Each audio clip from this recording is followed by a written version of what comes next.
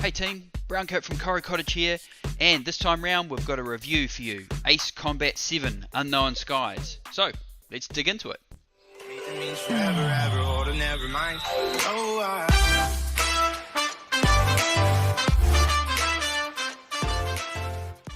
Okay, so what I'm going to do is give you a bit of a rundown of the different component parts of this game, because it's a wee bit unusual to compare it to big mainstream AAA sort of titles, because it's got quite an involved PSVR element to it. So I'll cover off the main game, its multiplayer, then also the PSVR component, and then cover off bits and pieces relating to the deluxe edition. So Ace Combat has been around for a long time. It's actually arguably one of the longer running series on video game consoles. This is the 17th game in the series, depending on how you count it. Some people would say 14, but in terms of all the titles that have been released under the Ace Combat banner, it roughly adds up to 17, which is pretty massive. Now, it's an arcade flight game. There's nothing here for hardcore sim fans, so if you want a DCS or something like that, this is not the game for you guys on console. Probably the closest thing you ever get on console at this point in time, but it's not going to fill that niche sim title. So, as far as the game goes, there is a story. The setup is that you are Trigger, who flies jets in a conflict between two countries that have just been in conflict for years over the course of the series. The whole story was confusing 10 years ago, and it's still confusing now. It's not something that's worth sort of hanging your hat on if you're looking for a narrative experience here. The campaign is roughly 20 missions long. They're varied, they're technical, and they're fun, but they're also a wee bit infuriating at times as well, so you have to go into it with a sense of patience. Now, as I said, this story, just ignore it. It's full of monologues and dramatic looking out into space, that kind of thing, but it doesn't actually carry a lot of weight. That being said though, the pre-mission briefings and then the radio chatter between your team while you're flying is crucial. You ignore that at your peril, because mid-mission everything changes and all of a sudden you've got to change how you are completing the task at hand, and there's nothing really clear on screen to tell you. You have to listen to that radio chatter to pick that up. It is quite cool.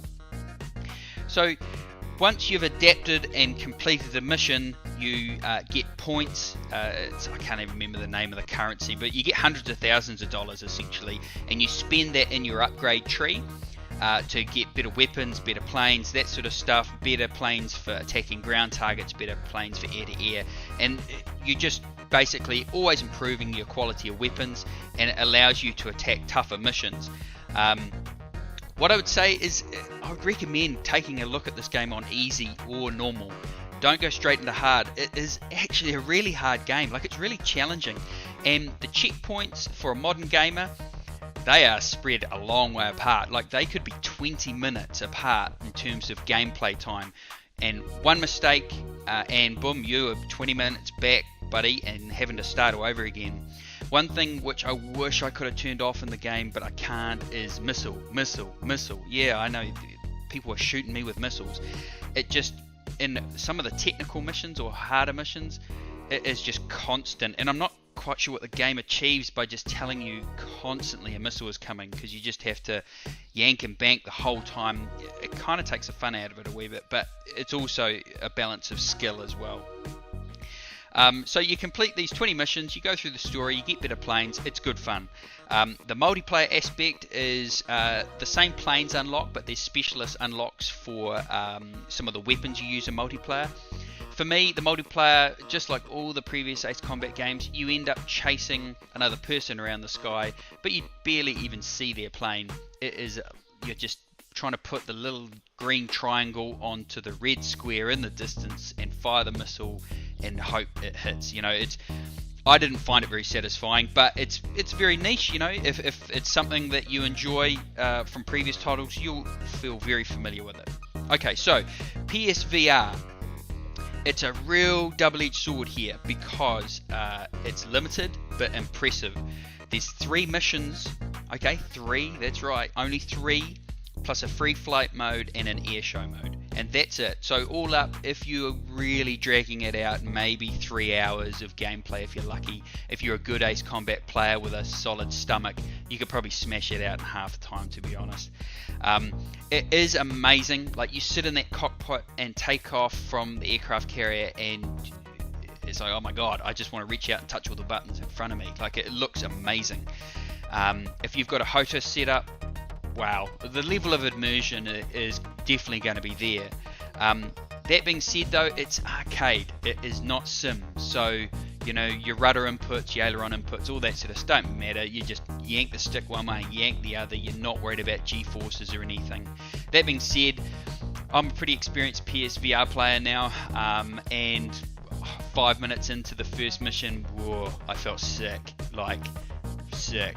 So it's something that, you know, if you're a hardened VR player and you've got a rock solid stomach, you'll be fine. But if you've got little inklings towards motion sickness when playing VR, this game will find it and exploit it. And if anything, it makes you have to fly a wee bit more conservative and be careful with your head movement, because if you're looking around like a crazy person, you will feel sick real quick. But overall, it is an amazing experience, just very, very limited. So to put it all in summary, PSVR, because that's what I was hitting before, it is amazing, it's limited, it's arcadey, it's not worth buying this game for on its own. I would wait for a deep sale if all you want to do is try the VR element to this. Failing that, if you're looking for a flight sim to fill the gap, check out Ultra Wings. It's very cartoony, but in actual fact, as a flight sim, it's more accurate. Like, it's a better flight sim than this game. The core game itself is brilliant. I really enjoyed it. I thought it was hard for a modern game, which doesn't respect your time. You have to accept that early on. It is going to be a wee bit brutal, but the design itself is outstanding, and the mission variation and the requirement for you to think while you're playing is great. The multiplayer, very niche, good fun, getting all sorts of different planes, F-22, F-35s, that sort of thing. They're awesome, but it wasn't my thing. I just didn't enjoy chasing a little red square around the sky and hoping to get a missile to hit it. Alright, so that's enough from me. Overall, great game. Seriously consider picking it up. If you want it for VR, wait for a sale though. Alright, hopefully you enjoyed the review.